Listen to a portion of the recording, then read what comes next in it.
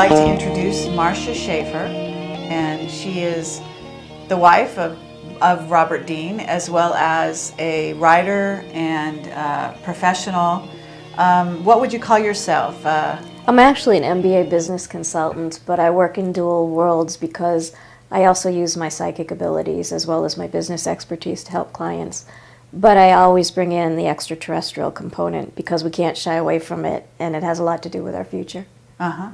And you've written a book, and the name of the book is? I wrote Confessions of an Intergalactic Anthropologist, and much to my surprise, I was totally astonished that it went around the world, was read in 15 countries, and won an award, and I never wanted to do anything with it. I never advertised it or anything. I just wanted to hide it away, and just on its own, it walked around.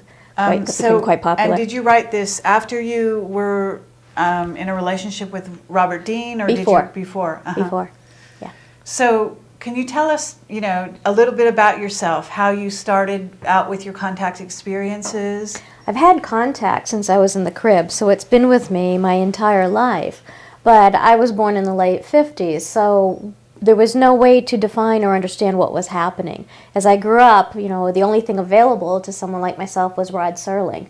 And the night, Twilight Zone, Outer Limits, and trying to figure out how could this possibly be happening to me when society says it doesn't even exist, it's not real. It was very difficult for me to reconcile and even interpret all of my experiences that I had. So what I did is I just put it away into a box and just kept it there and went forward living as much of a normal life as possible until decades later I was able to take it out and put it in context and not only admit to myself what had been going on, but begin to look at it with totally new eyes and totally new understanding.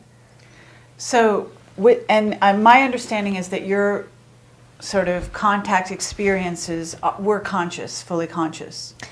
They're fully conscious, and that's one of the things I like to get across to people, because as we go forward and look at the extraterrestrial reality, a lot of the information that is seeping into society is based on people who have researched it or people who have interviewed someone who's been abducted, quote unquote. But it's very different than what we have available to us as information. I've had contact with many different races throughout my lifetime, and when it's conscious and it's as real as me being as close to you as we are now, it's not quite what people think. And a lot of times people will think, oh gosh, it's just like going down to Starbucks and having a coffee. It isn't. So what I've done is I've tried to prepare people for the reality of it. Not only the reality of it, but the implications for us as a society as we go forward and we get ready to meet our nearest relatives and our friends in the cosmos, and what this means to us as human beings and how we need to change our lives. Because I am fully confident that during our lifetime this is going to take another leap in exposure and be much more integrated into our society. So do you believe, or have you been given information in regard to 2012 and to this transition we're now undergoing? 2012 has taken on a lot of media hype, and it means many things to many people. And I want to give you a very quick pat answer, but it's not quite that quick, because one of the things that I've learned through my experiences and being in training with these other races is that our understanding of time and space is very limited and very different from the reality of it. It's a very infantile type of science that we have. What will potentially befall us in 2012 is something that's going to sound outside the scope of reality for most people. But one of the things that we have yet to embrace is that we could potentially be facing different outcomes and different futures for different people on the planet. We tend to think that as a collective here, we're going to have the same journey. What they have helped me to understand is that a certain population of the planet may go down one pathway as your time unfolds and your species continues to grow and have a certain outcome and certain experiences. But time is so different from what you experience it and what you understand it to be that there could be a second population group that could have a totally different outcome and go on to a different type of reality, and a third one that could go on to another reality. So it's very different from people saying, oh, 2012. And I get asked about this a lot based on what I do. What I try to remind people is that no matter what happens to us, you're here along for the ride. And so it's important to make the most of today and make a difference in your life and in someone else's life too. Because, well, you and I may not be doing this, but there are groups of people who are thinking, major cataclysm, head for the hills, how do I prepare?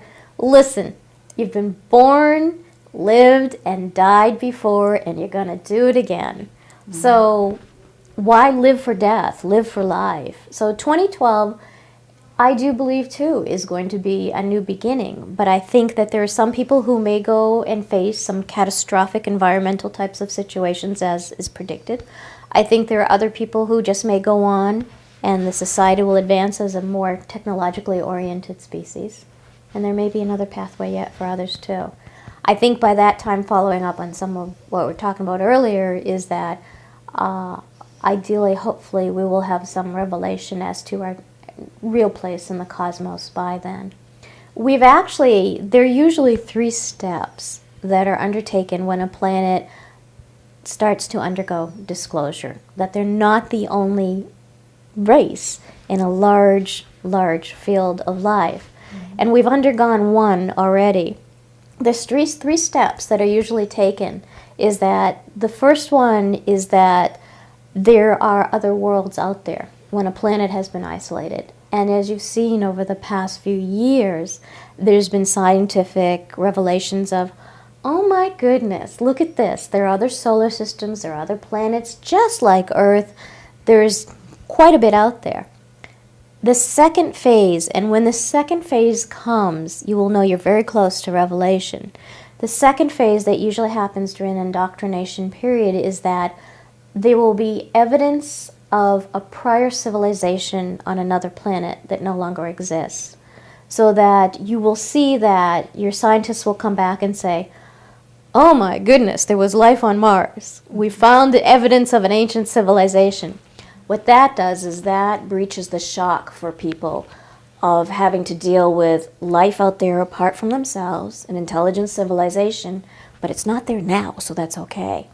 Soon after that, there'll be, whoops, guess they're still there. So we on the planet Earth, because we've been isolated, we tend to think that this has never happened before, even people who are well enmeshed in the extraterrestrial reality. But the reality is that there are other planets, just like us, who have had to be brought up to speed, who have lived isolated in their own reality for long periods of time. But when the time comes that they join the cosmic community, the beings, those who work to do this, are well experienced. They know what they're doing. So, we've had evidence of people seeing flybys, and the population experiencing contact more and more and more as it's becoming inculcated into the culture. But that's usually the 3 steps you'll see for disclosure. Okay. And if you were going to summarize what you think your mission is, and I assume that you have sort of an overall concept of why you're here at this time, what would you say it is? Well, for me, I think it's important that people are able to understand themselves better so that they can understand who they are in context of reality in the universe. And if I can offer to people based on my own experiences that, yeah, this is real, it does happen. There are normal, everyday people who still live very grounded, practical, and useful lives in society who have experienced contact and can tell you what it's like for other races to be out there, what the sensations are, what some of the intercultural implications are, and depending upon if you've had the opportunity for the curriculum, some of the things that they've taught you or will teach you, that it's there and it's okay and there's no need to be afraid of it. So I think based on my background, which is highly academic, I have a scientific medical background, a research background, and a lot of credentials, that it makes it easier for people to say, well, look at her, she's one of us, she's pretty normal. I've had people surprised that I didn't come out in New Age garb or wearing crystals or howling at the moon, chanting the Star Trek song as I come forward. And it makes it more acceptable to the average person, and they're willing to listen. Because when I usually speak, it's to mainstream audiences. It's not the person you're going to find at a UFO crowd. Not that they wouldn't be averse to it, it's just not within their sphere of reality. But they're curious and they want more information. Mm-hmm. My concern is that there's so much misinformation because we don't have this as part of our culture. We don't have it as part of our schooling. You can't really pick up the encyclopedia of extraterrestrial contact and know that it's valid. Mm-hmm. So what I want to do is to indoctrinate them into the worlds and get them ready for how this is really going to change our world socially, our lifestyles, our culture. And particularly what I do is I target business entrepreneurs for the space revolution, which is already here. And, we've got Richard Branson, many of the high-tech trillionaires, as they've been termed, who have invested heavily in space commercialization. So as we go out on a business enterprise and an entrepreneurial spirit, we can't go out there without seeing who's out there. It's inevitable to. So you're saying that you've had dealings, I'm assuming, with some of these entrepreneurs? Not the ones that not that one at that level, but I work with private entrepreneurs and getting them ready, their strategic plans, getting them ready for how to reposition for all the multiple opportunities that will be there when we re-embrace space travel and our role in it. Okay. This is the Sutter's Mill of our generation. Mm-hmm. All right, well, that's great. It's actually very nice to meet someone who's involved in that.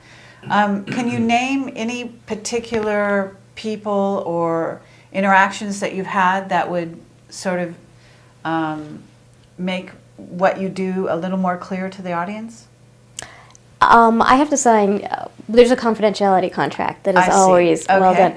But on my internet, there are people who have been willing to give testimonials and that have put their name up there, but there's nobody really big that you would recognize. Bob Dean and Marcia Schafer together on camera for, I don't know, maybe the first time. Probably, yes. And we're just dying to know something about how you guys met and kind of what went on there, because you're two obviously very, very aware beings, and it must have been fascinating for you to be in contact with each other. There was immediate recognition. We talk about the soul and memories, and the first time I saw him, my first words to him were, "I had no idea you were alive and on Earth at this time." That's and fabulous. He said, "I didn't know you were here either." I mean, there was immediate recognition, and we remember many of our lifetimes together and joke around. Do you remember back in Sumer when you did this, or do you remember back in this time? And it's like, oh, please. Yeah, so there's a great familiarity. It was like, just starting all. It wasn't starting all over again. It was just picking up where we left off. I had a series of hypnotic past life regressions some years ago, which I think in a major way probably contributed also to the end of my first marriage. Because once you go through that's like almost a UFO contact or an abduction experience. Incidents, a TV show or a movie or a book that I'm reading will trigger these remembrances of things past. And first time I met this young lady, I'm sitting in my kitchen and I thought, oh geez. I had recognized her. I don't know. That's enough about that. No, I'm serious. I recognized her from another time and another place. Yeah. Well, he was a dear old friend. One of the things that's really intriguing is during the course of my experience with extraterrestrial reality, when I was very young, one of the first things that they had to make sure I understood was that we are an eternal soul. So what they did was they began to take me to see my other lifetimes, which was quite shocking. I saw myself as a slave in ancient Egypt. I saw myself as a young initiate and being eviscerated when the king's soldiers came, the pharaoh's soldiers actually at that time, came in and took us, walking down a pathway in Africa and being eaten by a leopard. But what it did is it allowed me to know that, hey, I'm still here. I'm still here, and in a different form. So it's very important for us to understand life as an ever-going, continuous cycle. And what it does is it allows you to live life without fear. Mm-hmm. Because you cannot live life if you fear death.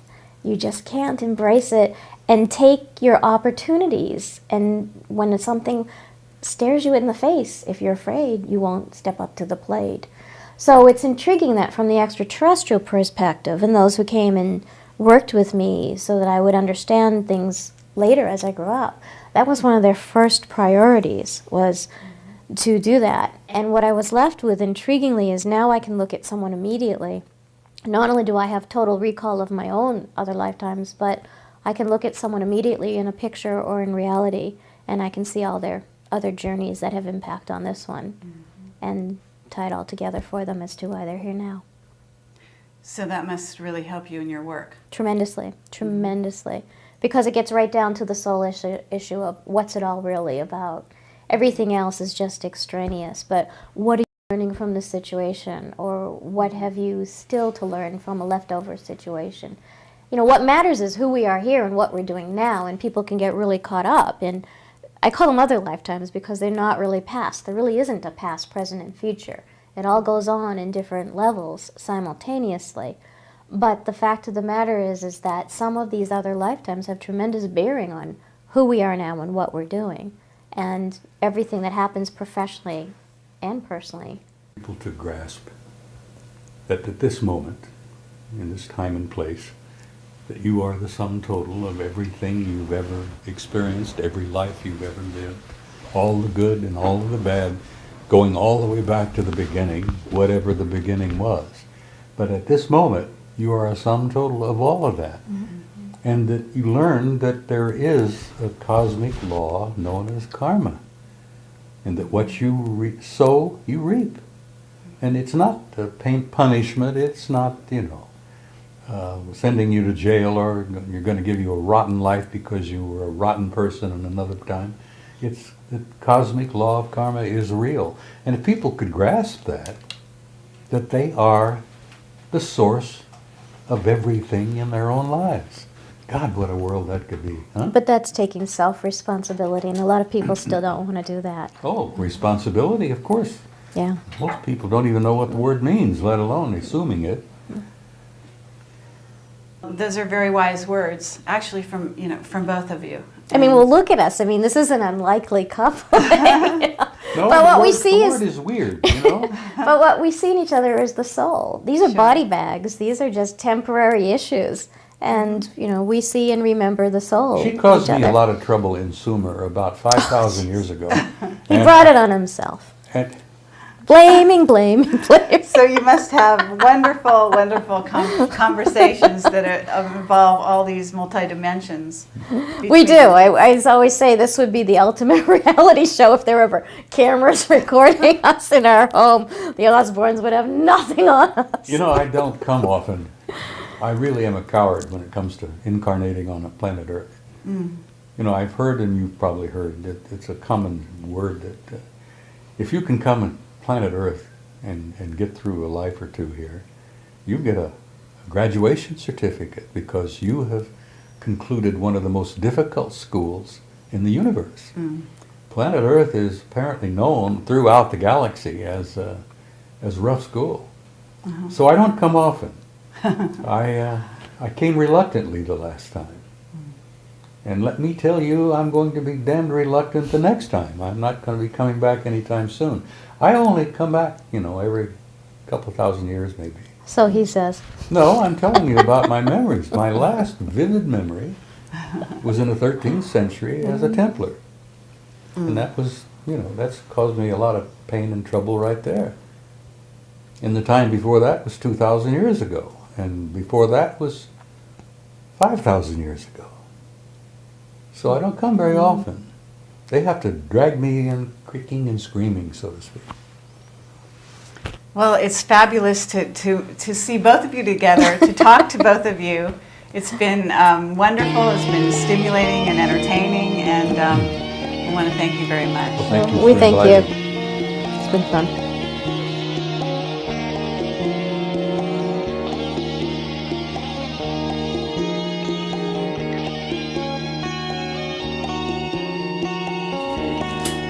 fighting. Okay. So,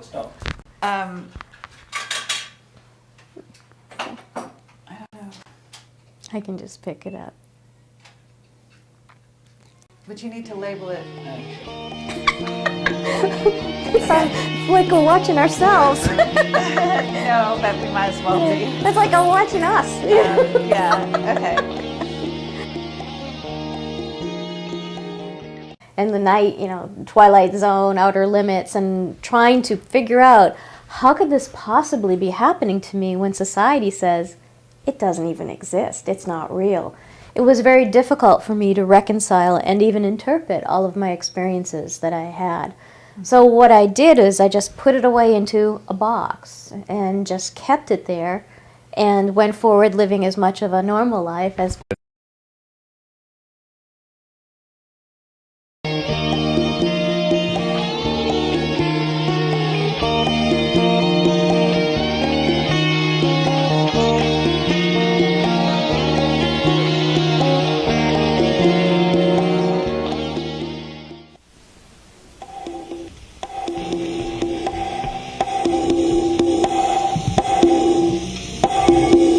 because we can't shy away from it, and it has a lot to do with our future.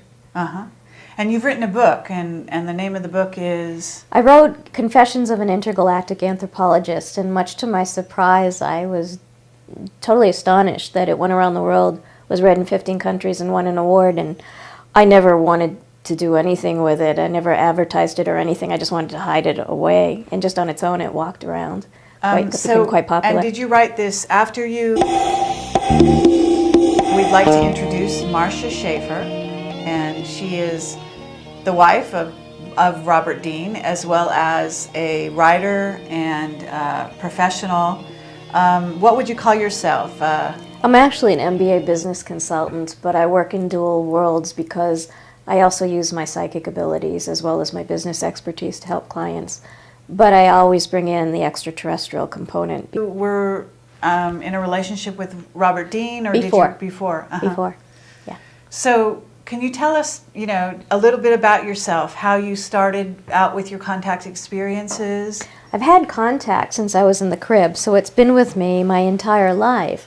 But I was born in the late 50s, so there was no way to define or understand what was happening. As I grew up, the only thing available to someone like myself was Rod Serling.